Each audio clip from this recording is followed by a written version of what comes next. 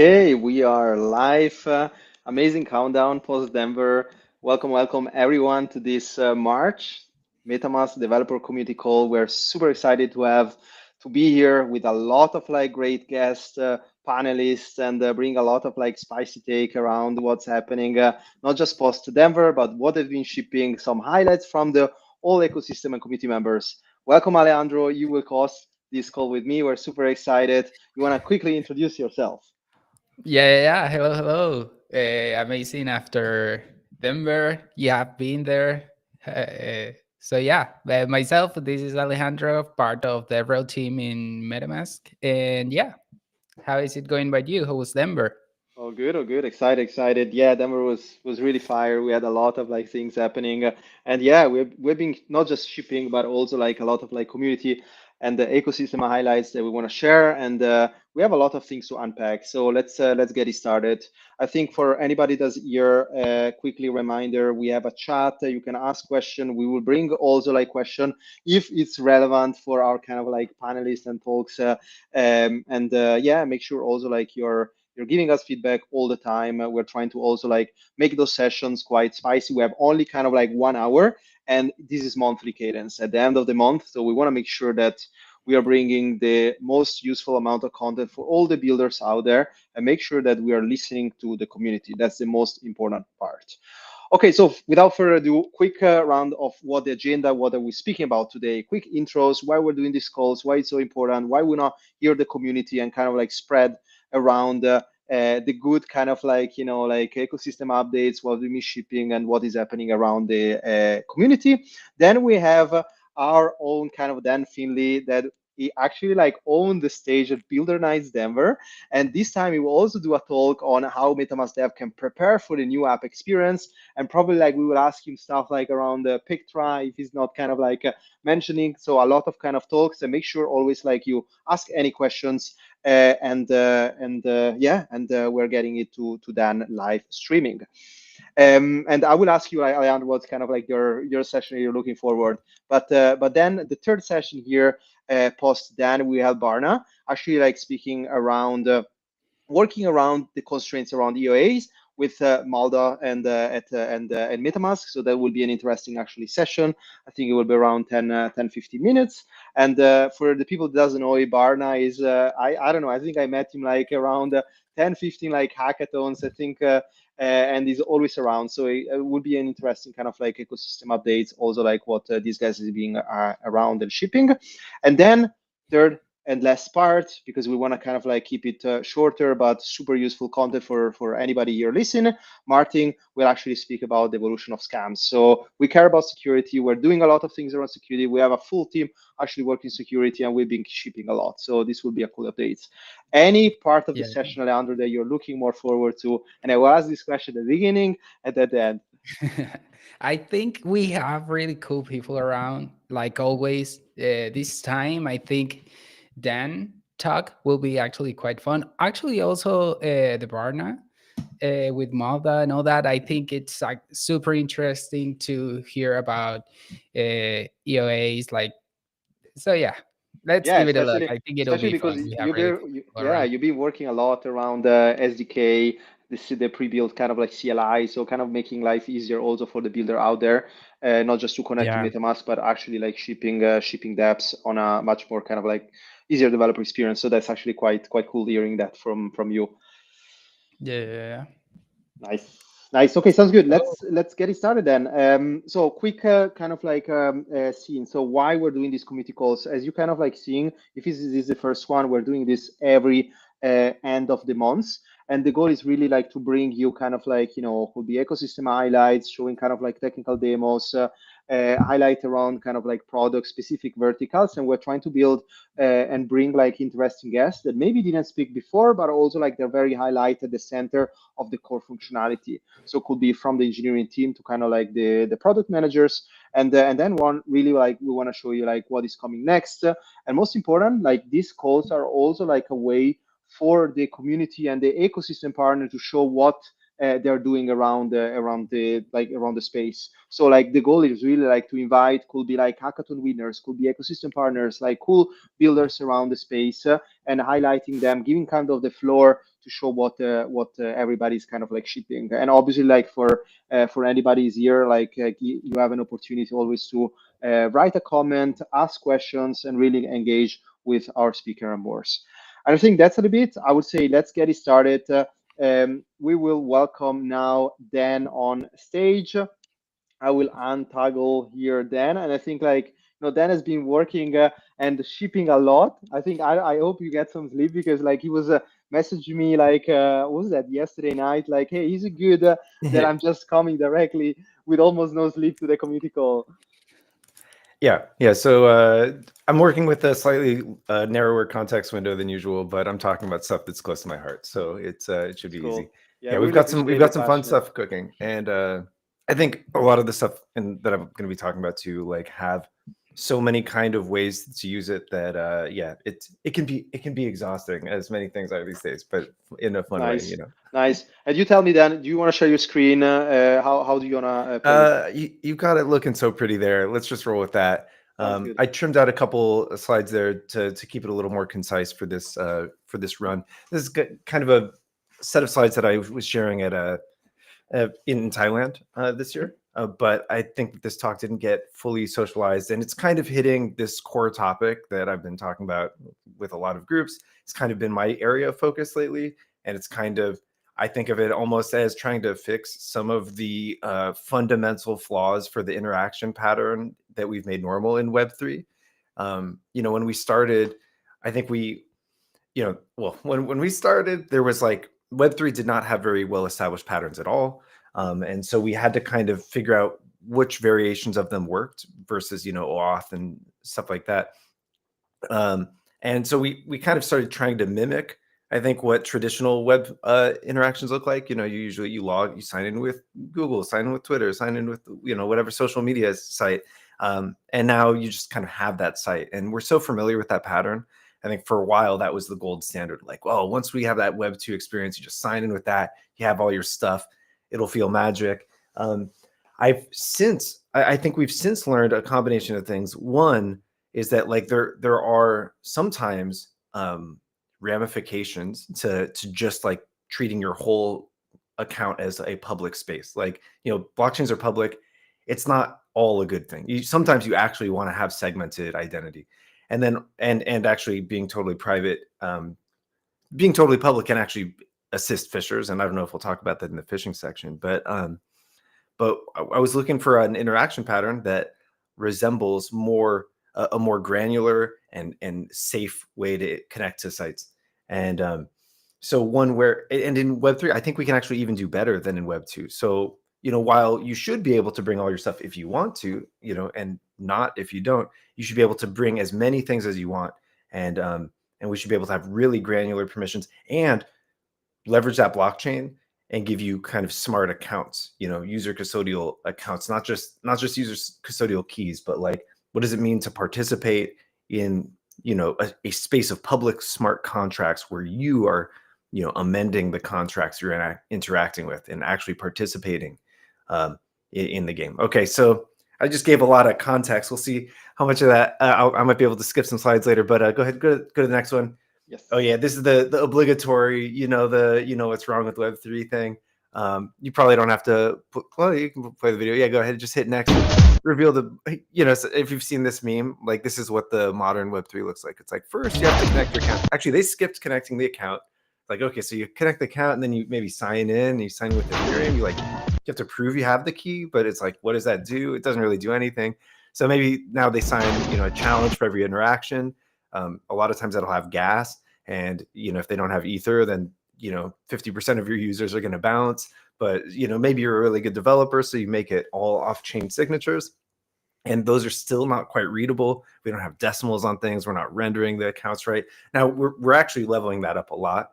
At MetaMask, we're making sure signatures are as readable as we can make them. We're showing your address book entries when they're available. We're showing popular contracts when they're known. We're rendering decimals when we can. But even then, this is like what we're going to sign on a per interaction basis. No way, right? And meanwhile, we know. Yeah, go ahead and hit the next one. So we know, there's a popular trend. Like, it's very reasonable to want to have embedded accounts to solve this. I think embedded accounts are a really powerful tool to solve this, because as soon as you have, so the concept of an embedded account is there's going to be some account that the site just has, and you're just like, that account, the site can do whatever they want with. In fact, you know, maybe assume they have the key. Maybe they do have the key. Maybe this is a backend server hosted key that represents that application. And as soon as you do that, now the site can do some stuff on your behalf. So you could put some things in the developer's account, and you could, into your embedded account, and now you can just click and interact with things with no problem, right? That would be pretty good. And then go ahead to the next slide. Oh, we also want to solve difficult social challenges. Yeah, maybe I should have controlled the slides, because it's like, yeah. Oh, skip this one too. Oh, you have a copy of it. Okay, so I was going to burn through this, but yeah, I was riffing with the Propel, the Edge City group, and we were kind of riffing on how to make a really invisible Web3 experience where it didn't feel Web3. It can be used by people who aren't into Web3, and yet they can do really great stuff. Here, go ahead, hit next like a bunch of times, basically until we get to It's a long one. until we get to the stick figures. Yes. Yeah, and I'll just like kind of narrate. So we were like, okay, so we made a little app, and you could crowdfund events, and it was cool because there was no latency. You could actually make offers to attend these events and to fund them without any pop-ups or confirmations. It felt kind of invisible. Yeah, there we go. The basic interaction looked like this. So the person who's issuing the event, they're basically signing a message with their embedded account saying, I was thinking of minting these, right? And it's just a thing they're considering minting, but it's a cryptographic commitment to do so. And then the bidders actually, they have some, in this app, they had tokens transferred into their embedded account. So from that, they were able to sign messages that say, I would offer this for that. Now we're actually making the infrastructure so you wouldn't need to deposit those funds. It would just be a permission from the wallet. So you can imagine this, I'd pay this for that, could be coming straight from the wallet. And that's what we're working on now. So you should be able to have an interaction with the site where you're not vaguely connecting, you're not signing something you don't understand. You're concretely saying, oh yeah, in exchange for that, I would pay this, right? And so the language of what you're signing is actually as expressive as the agreement that you're making, not, kind of falling back to the binary code that your wallet is hopefully interpreting. And then you go to the next one. You could imagine also that there might be somebody who pays for that gas also. In fact, a lot of the times, if you're paying for something, it might be the person who's getting paid who covers the gas. So maybe it's the proposer saying, I'd pay for it. Or actually what we ended up doing for that app, we actually made it so the bidder might be someone who doesn't have crypto, but they might have a friend who did. And so they could give them a little allowance. And we also achieved that with no transaction. So embedded account, create an invite link. You gave your friend an allowance. They're now able to post offers. There have still been no confirmations on chain, right? And they're able to make an offer. And then once the event got up to the threshold, the proposer was able to trigger it and make a sale, withdrawing the funds, issuing the tickets. Okay, so hit the next slide. So the way that we were able to do these offers and even these like multi-hop offers, right? The invitation is like, hey, I'll spot you. You can do whatever you want. And then they're like, okay, well, I will use that to make an offer. It's all around this structure that we call a delegation. So we've been working a lot on this thing we call the MetaMask delegation framework or toolkit. And so the delegation lets you specify a delegate. It's somebody that you're making some offer to. You name yourself as the delegator. The authority is 0 if it's your own authority. It's the hash of a permission you got if it's a chained permission. So these chain, which is actually really, really powerful primitive. And then you can have custom terms. These caveats are terms. They can have hooks before and after the transaction. They can point to an arbitrary external contract that decides whether or not this permission goes through. And they can basically define any permission. So one can be a streaming token allowance. Another can be a voting right. Another could be an expiration getting applied to a permission that's included. And then the salt lets you issue multiple permissions of the same type. And then you sign it. And the signature is, of course, ERC 1271 compliant. So it works from smart contract accounts. Okay, hit that next one. The caveats are expressed in this way. You have an enforcer contract that is going to receive the terms and some arguments that are getting provided by the caller. And then if you hit the next one, I think it probably has the interface for the enforcer. Yeah, you're probably not going to read this, but you got a before and after hook. So if you're writing an enforcer, and we're trying to build like a library of these, but ultimately, I think that enforcers are going to be the kinds of things, these become the like granular smart contract for expressing policy. There was a building in this way where if you assume that anyone can share anything they're allowed to do, suddenly you don't have to write that code in your main smart contracts. There's this like really, I think it's a weirdly profound implication for smart contract development. That means no more, you don't have to write delegation functions in contracts anymore if you are in an environment where you can assume that users' accounts are able to issue sub roles and sub delegate whatever they want. And that means you simplify those core contracts. And it means that at any time, any user who can do anything, who has some amount of what they can do, they want to share with someone, whether it's a sub allowance or they're like, well, I would let them vote on this one issue this one time. If they had some way they wanted to carve up a special policy, you could write a caveat enforcer and then use it to craft a new delegation to someone for what you can do.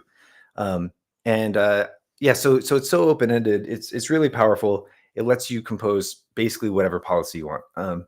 This pattern where you can chain together arbitrarily defined policies, sometimes called capability-based security. There's like proofs that this is a more complete policy system than access control lists. And usually when people go in to writing a smart contract, or really any web service or any application these days, the default is you go to make an access control list. You're like, how do you do authority? And the problem with that is when you have just a list of people who have a batch of permissions, then there's a problem. Well, who gets to decide who's in and out of that group? Right? You don't want to have it so that you invite one bad person and now they can kick all the good people, right? So now you have to have a second group that's like the super admins, right? And now you like invite one person and well, what if there's a bad superman? They flood a bunch of invites and you can't actually tell which members were invited by the corrupt person or not. If you just retain an invite tree, then as soon as there's like a corrupt person or an abusive member using a particular thing, you can just revoke their invitation, and now all their subsequent invites and delegations are also revoked. So it makes for really responsive security systems. Okay, go ahead. I see some. I see some talking about the MetaMask card. Yes, it is. It feels very good in the hand. Okay, and okay, Propel. Okay, let's skip this. Can't read that. Yeah. So the way we made Propel, it was just an NFT minting contract, and then. So since it was just an NFT minting contract, yeah, the issuer was merely creating a delegation saying, I would let you call the mint function if you paid me enough, right? Which is, so it lets you build offers outside of the main contracts. So this app still has deposits, and it's so you're still trusting that dApp because you're depositing into it. So how are we going to build an environment where your wallet lets you issue these kinds of granular permissions and make offers? And so now when you get to sites, you just connect just what you need to, and you can be really interactive with it. Well, the answer is that there's like a set of 3 ERCs. Here's the next one. So let's talk a little bit about a set of ERCs that I think are really impactful, and they have implications for how you might build apps today. So the first one, redeem delegation. Yeah, that's a good one to start with. So redeem delegation, basically, it is how this delegation framework allows anyone to receive a delegation and then redeem it. But this is actually just a generic permission issuing interface.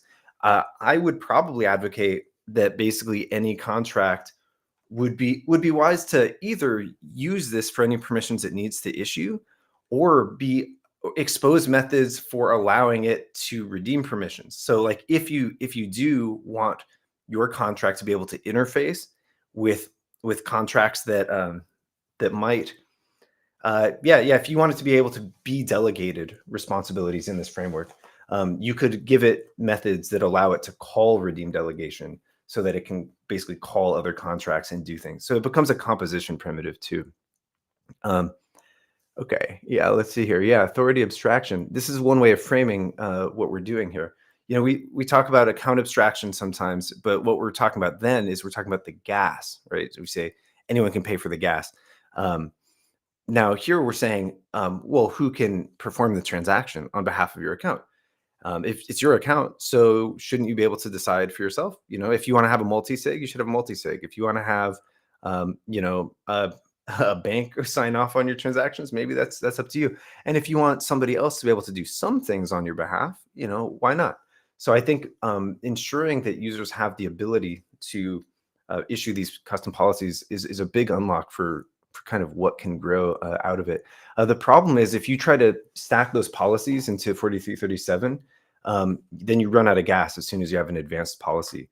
So you can't have the recipient just be a session key. It has to be a session account. It has to be paying its own gas to redeem the delegation, in case it's trying to grief the policy it's been given to like fuzz out a bug or something, is one way to think of it. Go ahead, hit the next one. I think I'm going a little slow here, so I want to make sure that I'm making room for other people here. Okay, and ERC 7715. This is a method we're working on with a few other wallets, where this would be a way for a site to ask for a permission from the user. I think we've actually got opportunity to simplify this even more, but basically you say, hey, I need something, maybe you need to spend a token, maybe you want to be able to vote. Here, could you go back to that one?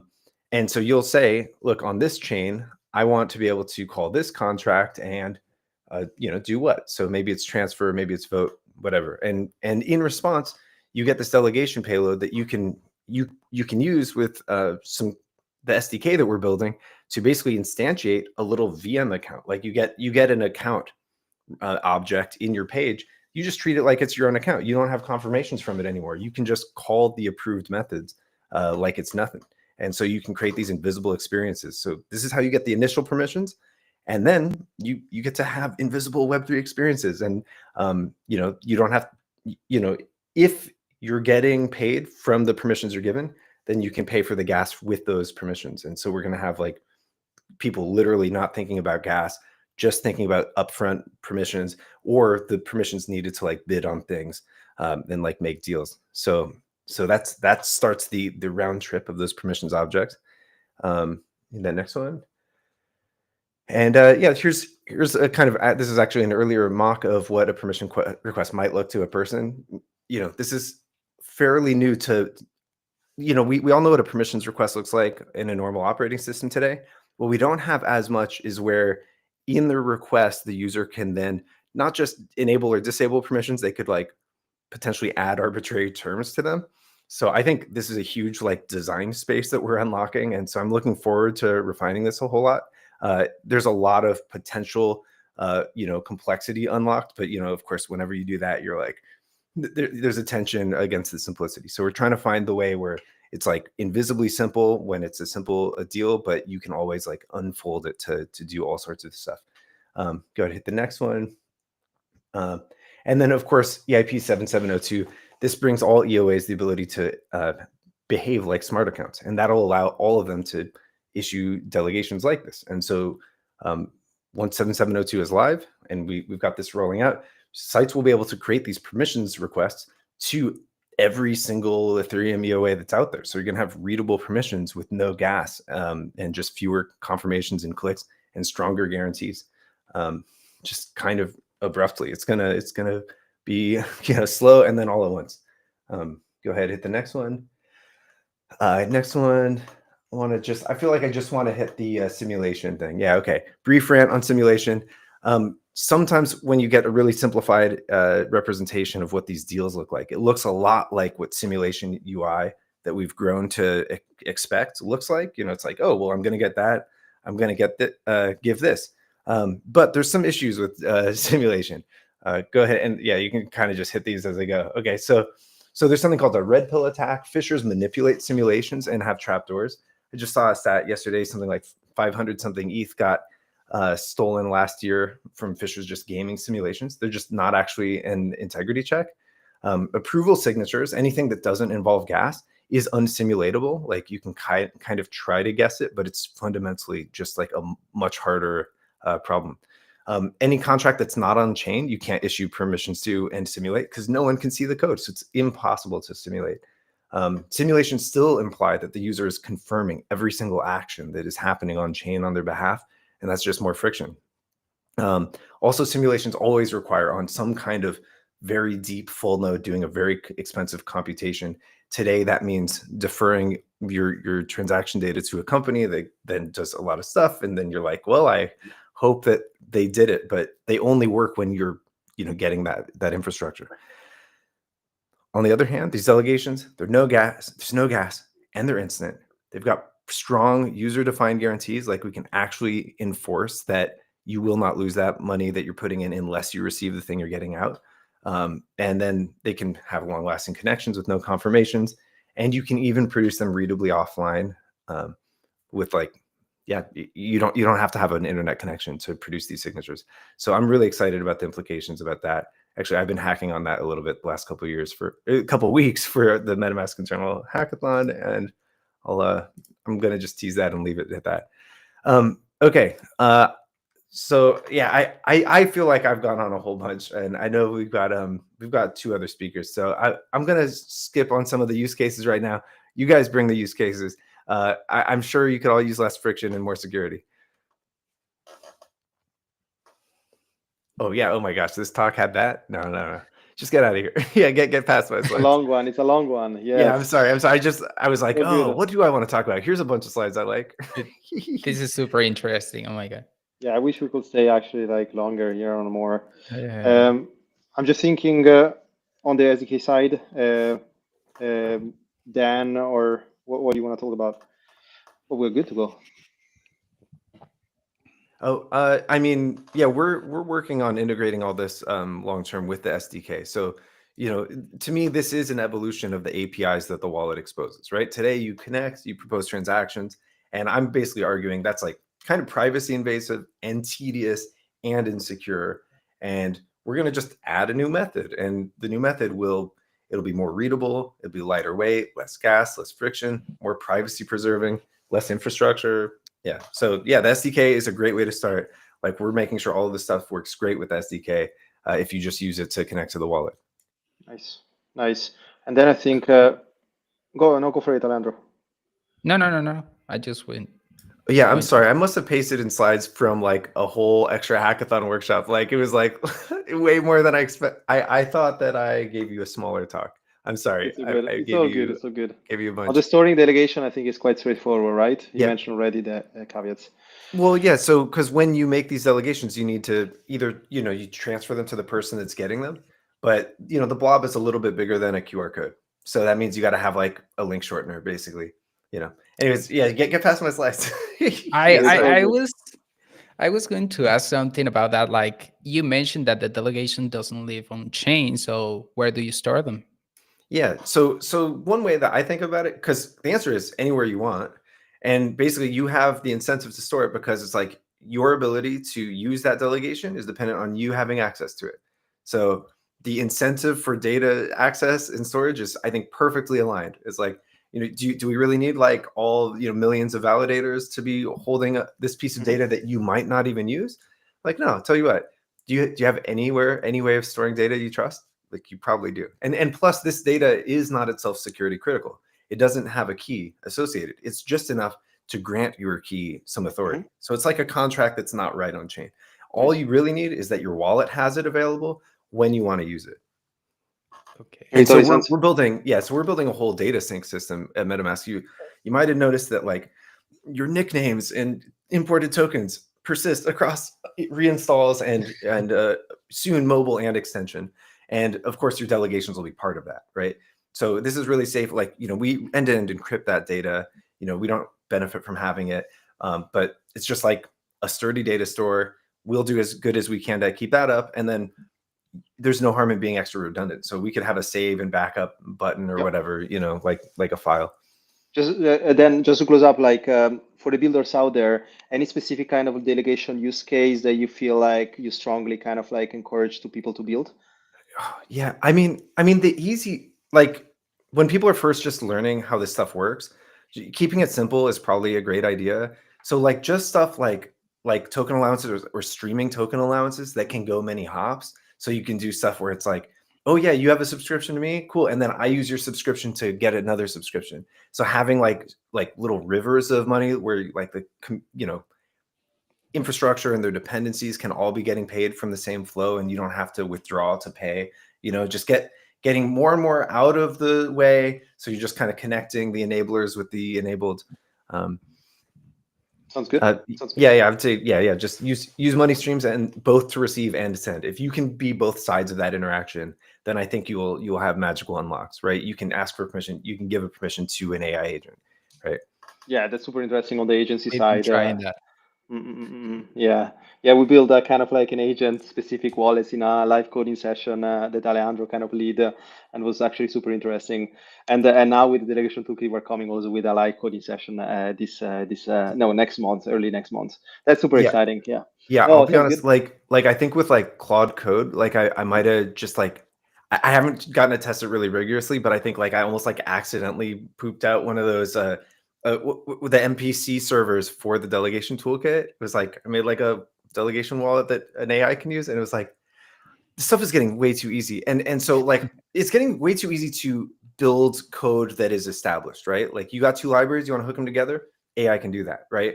The real question that AIs can't just magically do for themselves is how do you interconnect things in really robust ways, right? I'll notice all the vibe coders that failed the worst are going to be the ones with security issues, right? So the question is, what's the best security model possible? And I mentioned earlier, like this security model is super robust. It can do things access controlists can't do. So I think it's going to be a huge unlock for those who wield it, and AIs are going to be doing a lot of coding. Nice. Yeah, Awesome. we definitely should have more time to actually deep dive on this part. But thanks so much. I think we definitely need to share the slide deck to people, like if they have a couple of hours to actually like go through. And super exciting. And looking forward for more of your talks, the things that you've been shipping, and the kind of the advocacy, not just around 7702, but all the kind of like delegation toolkit side. Cool. Yeah. Thanks for having me. Awesome. Yeah. Hope everybody enjoyed. Yes, definitely. Okay, sounds good. Thank you so much, Dan. So looking forward now to welcome Barna on stage. We have like now our second session. We need to keep it like quick, but I think like we have still seen some good time. So working around the constraint of EOAs with Malda and MetaMask. Barna, welcome. It's a pleasure to have you here. You want to quickly introduce yourself, and I think like feel free to actually like share your screen here. Awesome. Oh, wait. I think you're muted or something. We cannot hear you. Let's see if this is working. Yeah. Sorry, We can hear you. I turned off the mic accidentally. I have the button not at the very convenient place. So hey guys, yeah, super great to be here. My name is Barna. I'm one of the co-founders of Malda, which is the first unified lending protocol. Yeah, we have been working with the MetaMask delegation framework. It was super cool to hear a bit directly from Dan previously. Yes. I'm going to try to incorporate that a little bit into my part. And I think I'm trying to share my screen, but I think you need Please. to approve, Francesco. Yes.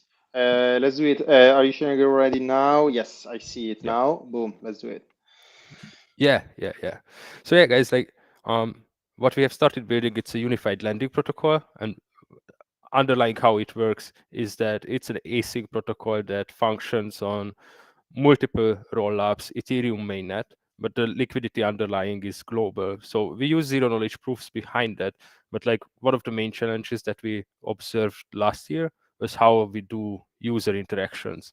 And that's where the MetaMask delegation framework came in.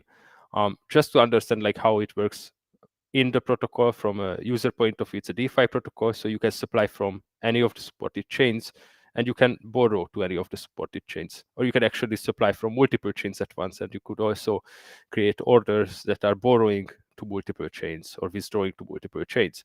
And actually, like our goal was always to have like a super simplified UX, and we do want to support like users who have fragmented assets because many users are using multiple different rollups. Some users still have assets on Ethereum mainnet as well, and it's very important for them not to have like the tedious part of using a protocol where you can execute transactions on multiple chains. So if you go with like a traditional EOA setup, you would need to approve and execute transactions on multiple chains. And our design goal was always to have like one-click signing for multiple chains, for multiple user ops.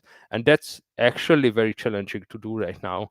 It's actually very challenging to do if you are using smart contract accounts, and it's very challenging to do if you are using externally owned accounts. There are like developments like 7702, which is gonna unlock all the capabilities of smart contract accounts, which are a bit more suitable to create this UX. But obviously that's not yet live right now, and our team has this kind of perspective that we don't want to wait. We just want to build somehow, even if it's a little bit suboptimal, just to have it out there so that users can get familiar with it. And here is an example of that I want to use to highlight and explain how it works and what we change. So when you are using our protocol on an externally owned account, our testnet is right now deployed on mainnet Sequoia, linear Sequoia, and optimism Sequoia, as you can see in this example. And if you go on our testnet, it doesn't have the global accounts as we named our end user interfacing product live. So you can see like the drawbacks of this design. If you have assets on each of the chain, which you can get easily from our faucet, so you can really just try it out. You need to sign and approve plus a supply transaction on each of the chain. That's like 6 signatures, but you're actually like just doing like one operation. For example, supplying USDC to the protocol. And our goal is the global account is when you are doing this, you have only one signature. And ideally, we are very bullish on having this set up in a way that it's one signature per session, because that enables users to just freely use the application, do the different user ops, and be able to execute the orders that they want to do. So that one signature can actually replace more signatures in the future. It can replace like 18 signatures, right? You can execute, if you are very quick, you can execute as much as you want during one session and just sign in the beginning, delegate the right to execute these transactions, and then it simply just works. And the way we are able to do this right now with the current constraints of the EVM, to create these multi-chain signatures, which are like not built in, you cannot really do it, you cannot even really request it from wallet providers, is that the externally owned account creates a smart contract account wrapper, which is very important before 7702. After 7702, your externally owned account can behave like a smart contract account, and then you can skip this step. And your externally owned account is the full owner of the smart contract account, and you provide infinite approval on the assets that you use to interact with the protocol to that smart contract account. And then we have a secondary step for the security, and that's why the delegation framework comes in, and that connects to what Dan said about how important it is for security to have like correct permissions. We also think it's very important for security to have compartmentalization. So you are giving a right on that wrapper smart contract account to another smart contract account that is controlled by a passkey in this case, and that passkey is able to execute transactions only within the Malda protocol for the original smart contract account. So it becomes quite complex also to manage all of this. But the reason why there is also like this delegation in between, it compartmentalizes risk. So even if your passkey gets accidentally exposed one way or another, even if there are any issues with the secondary smart contract account, it cannot like take any of the assets from the original smart contract account, which is taking directly the assets from your externally owned account, which is very important for asset security. And then via that passkey, we are able to generate session keys on that passkey. That is very important because with the passkey, you would still need to sign the transactions individually. You can already like do some re-engineering, but the easiest thing is that the user signs on to the site. Via the passkey, they generate a session key off chain, fully off chain, creates enables that session key to execute for the passkey, and then our application is able to execute all of the user ops that the user wants to do. And then there is also like a time expiry. So it's tedious database work as well to keep track of all of this. But the end result is simply that when you use the application, in the beginning you sign in via your passkey that you are storing on your device. You are also not touching your externally owned account. So it is becoming more and more like a cold wallet in that sense, because you are using it less and less, again adding a little bit of security and robustness.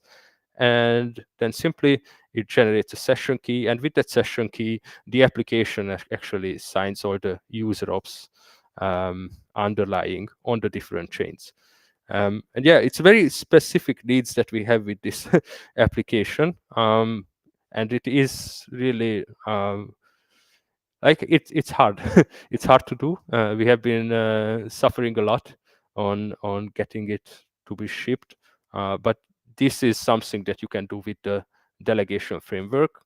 On our side, we are really looking forward to 7.7.02 though, because as you could see in the described flow, we are removing components. When you are removing components, the whole structure becomes more simple, and then we can also introduce these new options that are available there. Potentially, this can be also used to create a session key where you can supply, but require more signatures behind the borrow, right? Because borrow is a critical operation in this setup, because technically borrow and borrow executed by an exploiter could lead to forced liquidation, which you do not want. Or you can also, with the delegation framework, just like create like specific limits. So you could create a delegation where you are limiting how much that session key can borrow, or require multiple signatures as well, because you have the underlying smart contract accounts behind it. So you might want to have like a double confirmation for a borrow, but all the other transactions like a supply, even if it gets somehow exposed by someone else, it is just depositing into a DeFi protocol, which is earning you yield. So it's not really a target. It doesn't create like a honeypot for users, because you have like this underlying security with the delegation framework specifying what actions can be taken. So you can create like very nice flows that have like this gradual security structure.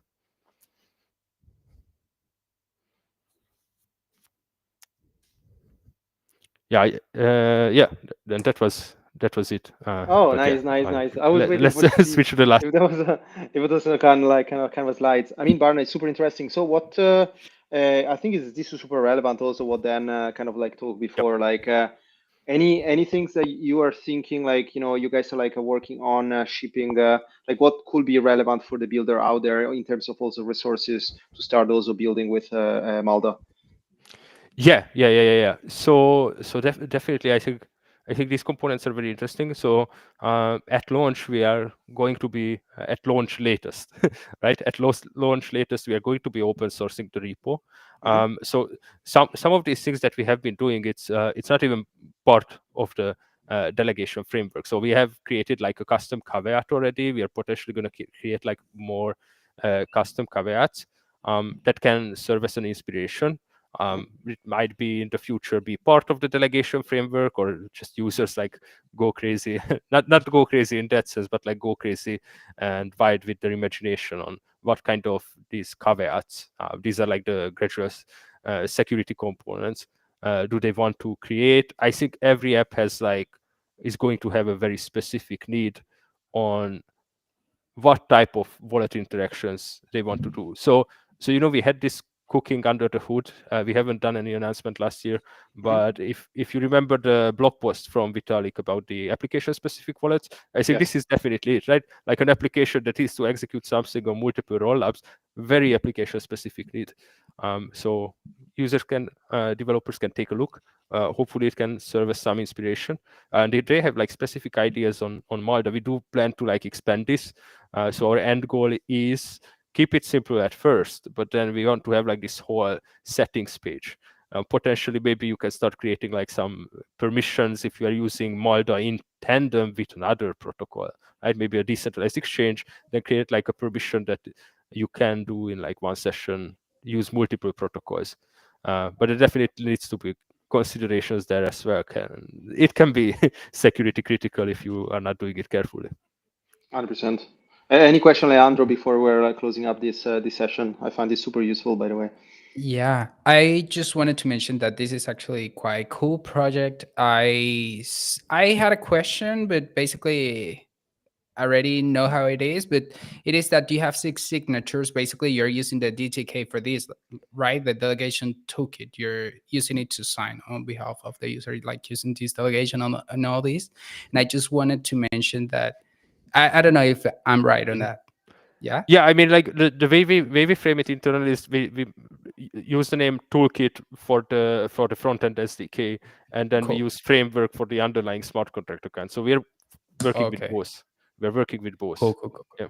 So you were mentioning also that it is super difficult to come up with a project like this. So it's awesome that probably the delegation toolkit is also helping to these kind of UX, right? Because if not, probably it would be more difficult to keep designers like you have to sign. But if you have a delegation already, then you can sign on behalf of the user. So that's super interesting. I don't know.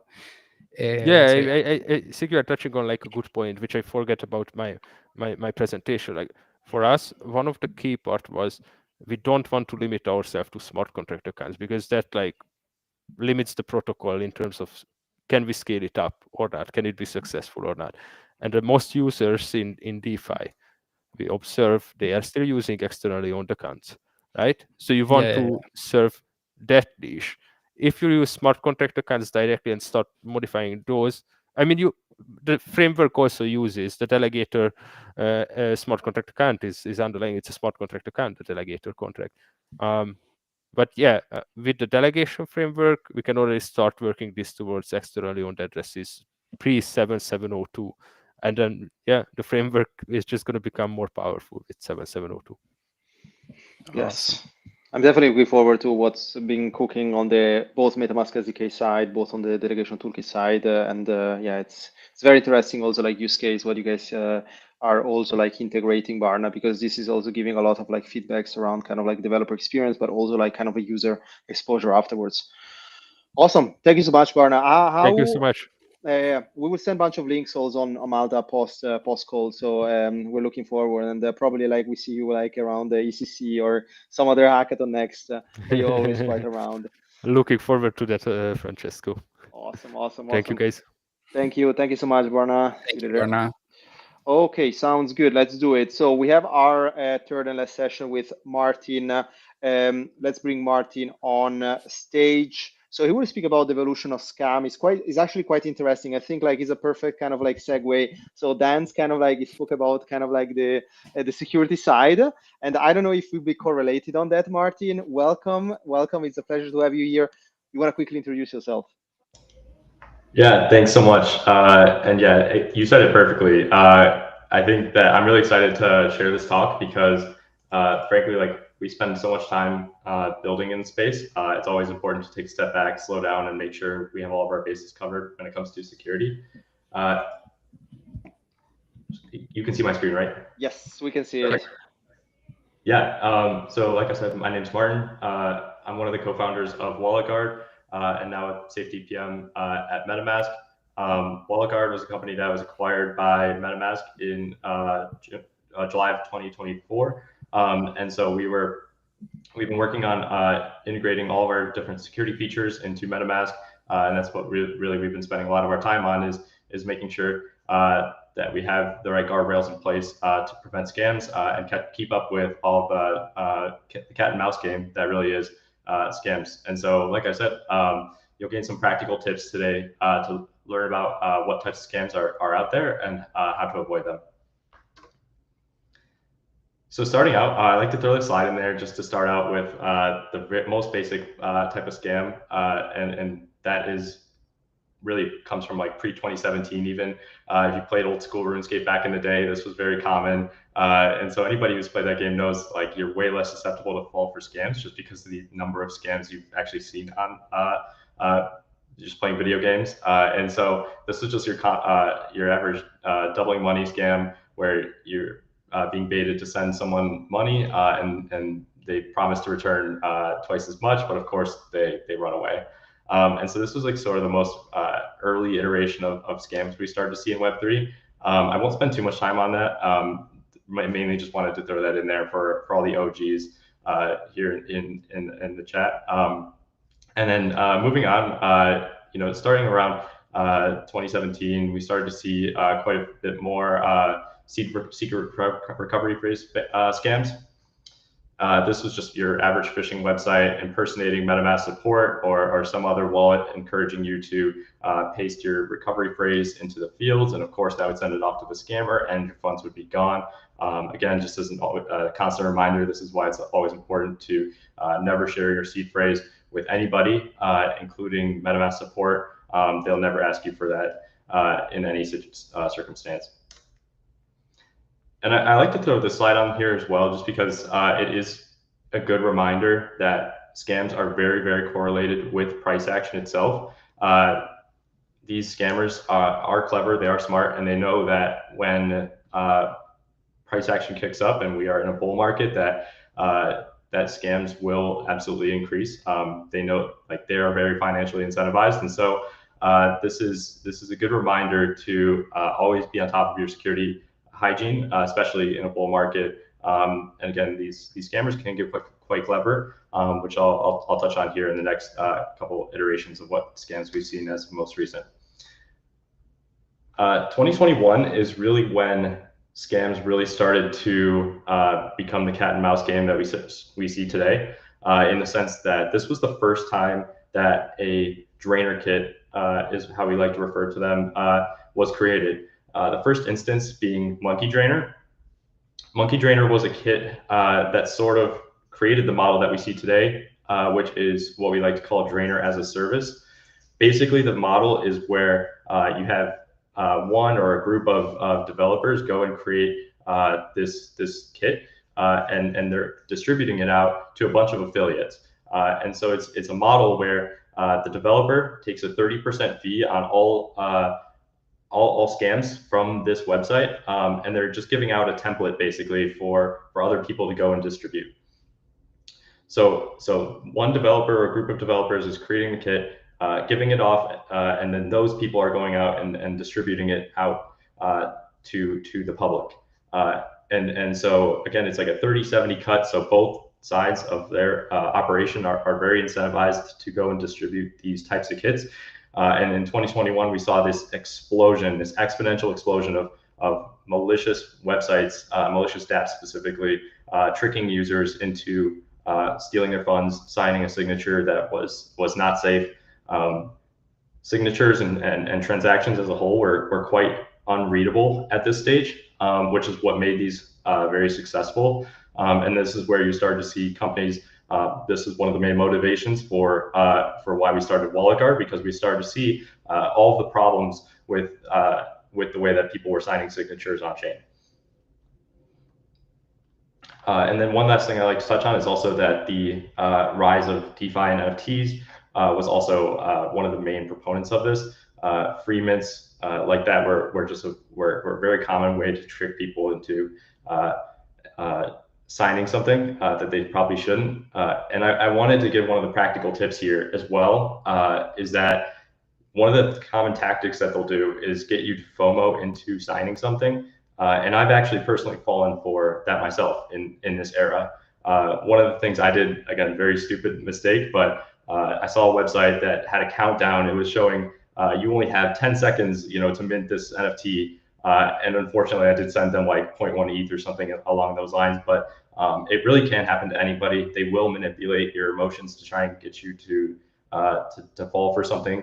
And fortunately, we've introduced a lot of guardrails to protect against things like this ever since then, which I'll talk about a little bit here shortly.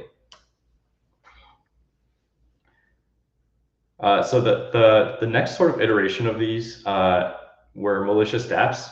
Again, quite similar to what we just saw. It's following the drainer as a service type of model. And so one of the things to keep an eye out for here is that scammers started to figure out that you could use legitimate contracts for malicious interactions. And so that on the right here, this is a real example of a transaction that was blocked by WalletGuard. And we prevented someone from losing up to 3.75 BTC, just under $200,000 at the time.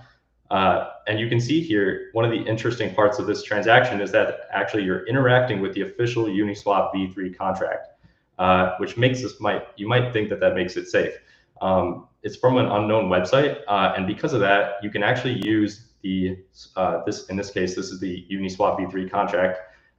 It's called the swap tokens for exact tokens method, and you can use this little field here, the to address, which is the recipient of the output tokens, to basically manipulate this into being a malicious transaction. So you're sending everything with nothing in return, and that is a completely valid transaction that you can do through this contract. And so it's worth calling this out just because we want to make sure that, you know, as builders, as contract developers, we are building interfaces that are secure, have guardrails, and that we are aware of the types of attacks that could be possible. There are valid, absolutely, use cases of setting the to address if you wanted to say swap into your cold wallet in one transaction instead of two transactions. But the main security thing that you're introducing here, the main security risk is also that you're also enabling scammers to be able to use this method for harm. One of the main things that we also see today that I wanted to warn about is malware and fake job postings. Everybody here is a builder in Web3, and it's really important for everybody to make sure that you are not trusting the DMs you get online, not downloading things you shouldn't, because there is so much malware out there that can compromise your wallet. This tweet here on the right is actually the most recent campaign that we saw actually happening as of this month. A new info stealer is targeting plenty of extensions and other wallets out there to try and attempt to steal your private key or you know, manipulate your transactions in a way that could also make you lose money. Another very common one is someone reaching out and saying, we've seen a ton of these where you get a text or a DM about a job offer, or someone offering you $500 to become a beta tester in their game, and it has DeFi elements, and they just need a couple beta testers. Don't download things like that. Don't use a fake Zoom links are also very common. All of those things will contain malware and will compromise your wallet. And it's really important to just remember to stay on trusted platforms. If you're ever curious about something or have FOMO, literally just step away from your computer. Sometimes that's one of the best things you can do to prevent FOMO. And so, you know, being in Web3, it's really important to remember these types of things, because all it takes is one lapse of judgment and it could get you compromised. So again, just wanted to throw those types of reminders out there. These scammers are smart, and they will try to manipulate your emotions into to clicking something you shouldn't. And lastly, I just wanted to talk about a little bit of what we've done at MetaMask. Again, I said we've been integrating over the last couple months the WalletGuard security engine. This makes transactions significantly, and signatures specifically, actually, much more readable. That's why I'm excited about all the things like Dan alluded to around delegation. It's really important that we have simple and intuitive UIs for users. That's a huge part of all of this, as well as having more guarantees about what types of side effects these transactions will actually have. Another sort of analogy I like to make about Web2 is that it is important to like aggregate from different sources using different types of tools. Like this is VirusTotal showing you can always upload files there, or upload files inside of Google Drive to help you make sure that they are safe. I highly recommend everybody use antivirus as well to try and catch some of these types of malware attacks. And again, one thing to note about security is that it is always a cat and mouse game. Nothing is ever 100% secure. And so that's why having these types of principles for security is always really, really important to remember. So that's my talk. Thanks so much, everybody, and happy to answer any questions. This is great, Martin. I think not just those are valuable, like kind of like information lesson learned. I just wish that someone did something like this when I was onboarding in Web3, right? There is so many things, especially because I was looking at I think like was last year chain analysis report saying like something like 70+% were still social engineering hack, right? And I mean, this kind of like slides also like give me like yeah, it's just really good kind of like lesson learned that I think a lot of people we need to remind multiple people. What do you think, like, because also like it evolves very fast, right? Do you think like where do you think the evolution is going? Because even like AI agents are getting, you remember, they're getting like persuaded to send social engineering stuff. Like is there anything that you see like, oh, we're going in this direction and people should be aware? Yeah, like I said, it's ever evolving.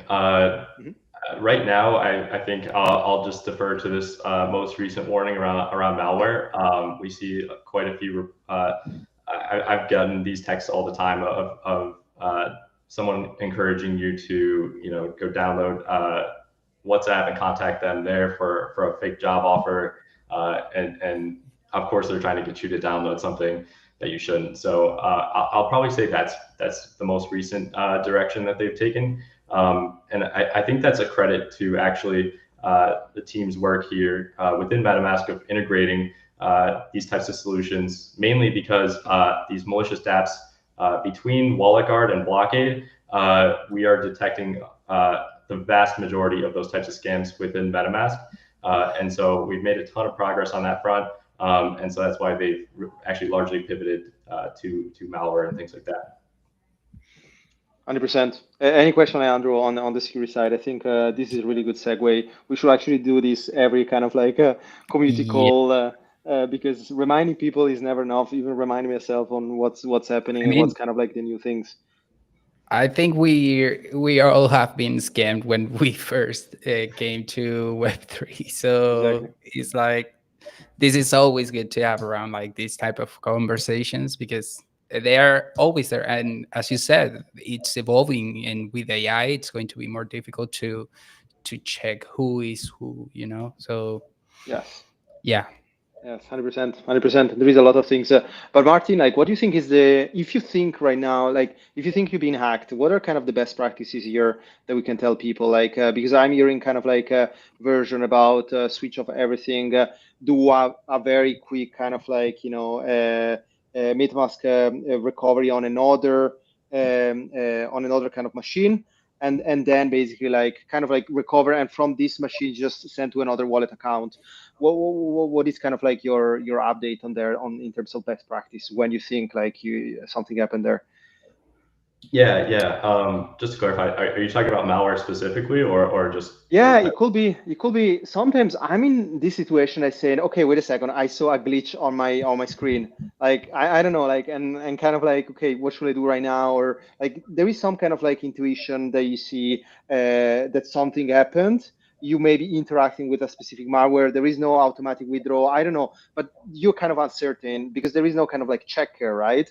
But there are definitely like best practices out there that I'm thinking people need to follow more. Any kind of like idea on there? Yeah, I think, like I said, it's always important to have an antivirus and make sure, like for example, I'll give the example of Malwarebytes. When you have Malwarebytes on your computer, if you're not paying for it, it's not really doing anything. You can obviously run a scan, but you're not really gaining like proactive protection. This isn't an ad for Malwarebytes. I just wanted to call it out as an example that it's important to make sure you have a proactive version of your antivirus. And make sure you're running scans regularly, things like that, Yes. to make sure that your OS is free of any malware. Yeah. Yeah, right now it remind me like all the Bloomberg kind of like interview thing, plus the I even heard about getting much more DMs around people getting like job interviews, Figma files, automatic Figma components downloads. So also like be careful around those components because that was kind of like one tactics. It's crazy like like the space is getting so much like faster in terms of like we need to kind of be fast also in recognizing these patterns too.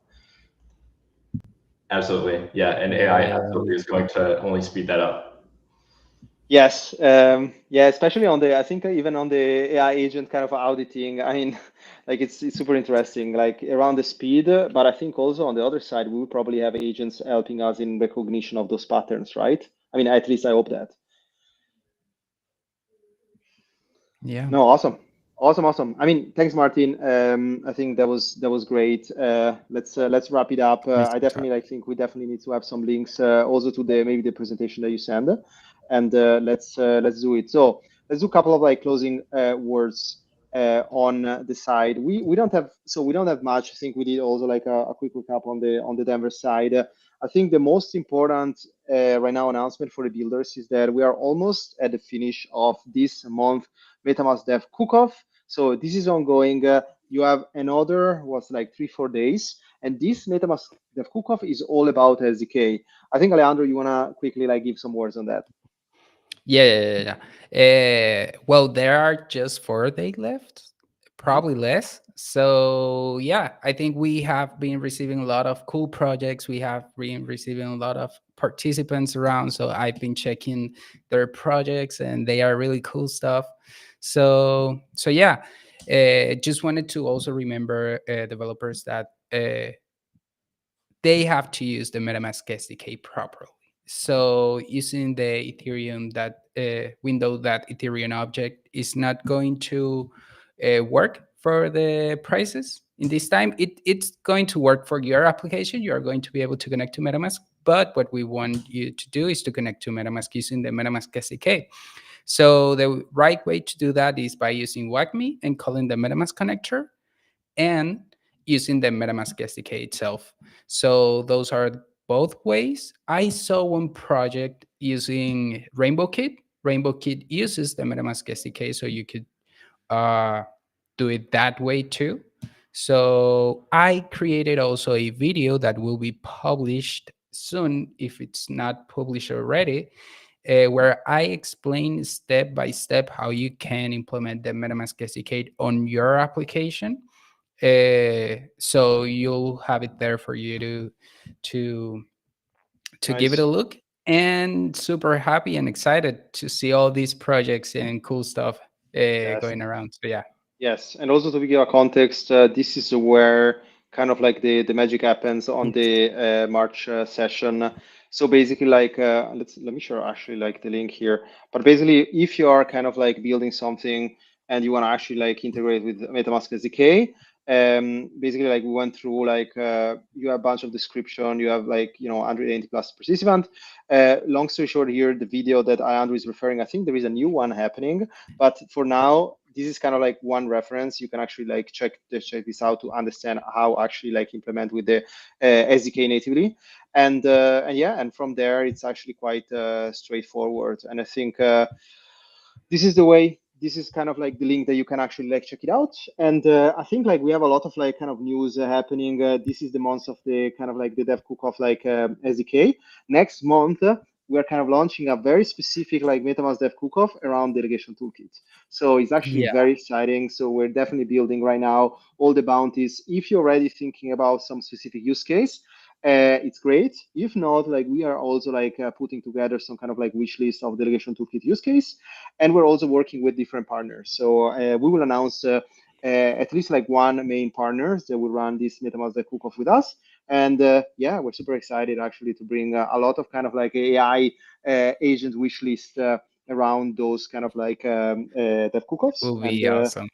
yeah, it's actually like very cool. And I think for the people also that are not really aware and around the delegation toolkit, we're also having a specific live MetaMask coding session that that Shintaka, our expert delegation toolkit DevRel will run through with every one of us. And yeah, we're just super excited to keeping up the good work of the team, advocating what we have been shipping, but most important, involving the community and the nice and big builders around our community to kind of like build, give us feedback, give us topics, and that's a little bit like it. Anything like, I don't know, any specific session that you really like and enjoyed, Alejandro, that you want to share here?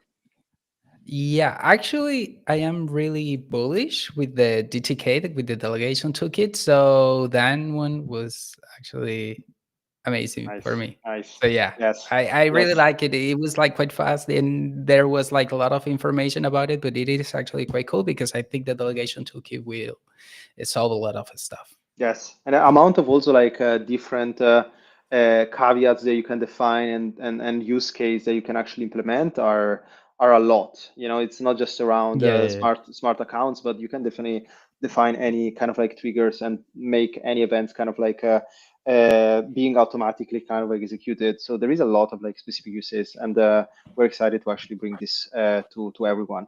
Okay, so this is one yeah, big update. Bunch of things are happening. We're also like planning to be in different kind of like side events slash hackathon slash hacker houses. There is a lot of things around, not just ECC but smaller hackathon activations.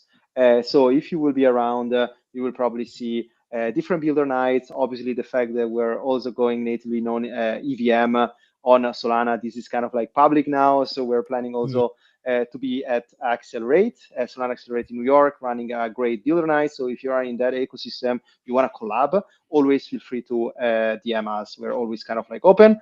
And if you want to keep building and give feedbacks or just ask our kind of like opinion how to help the build, we are always kind of like here on the like trying to help and kind of facilitate the community build. And I think that's a little bit it. So a lot of things have been cooking. I think like this session has been great, a little bit more than 1 hour now, but I really enjoyed Dan's talk that even got a little bit longer. I think the EIPs were super interesting, and also like especially the last session on the security kind of like highlights. I think like I should definitely like rewatch it and put in my mind Yeah. what is happening is quite impressive. Awesome. Thank you so much, Alejandro, for hosting this. That's super useful. And also like big shout out to you guys listening 1+hour and everyone that was coordinating this live stream. There is a lot of people in kind of like on the back actually like coordinating this, inviting those top kind of like caliber presenting and keeping us, let's say, on schedule with every month this community call is happening. So big shout out to everyone that was involved. Awesome. Thanks, everyone. Thanks, Alejandro, Thank also like for being here. Awesome. Thank you, Francesco. Awesome. Awesome. Cheers. Bye-bye, guys. Cheers. Bye. Cheers. See you next month.